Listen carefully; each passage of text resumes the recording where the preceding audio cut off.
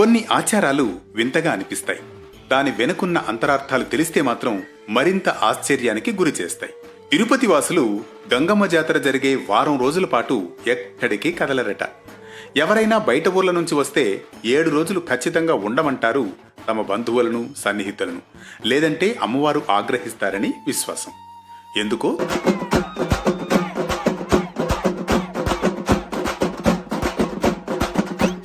తిరుపతి గంగ జాతర ఎంతో ప్రసిద్ధి చెందింది.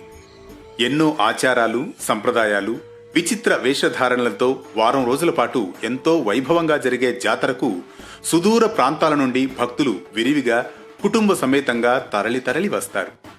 తిరుపతి వాసులు మాత్రం ఊరు విడిచి ఈ వారం పాటు ఎక్కడికి కదలరు. ఈ నియమం ఇక్కడ ఖచ్చితంగా పాటిస్తారు. ఒకప్పుడు వాతావరణం వేరు.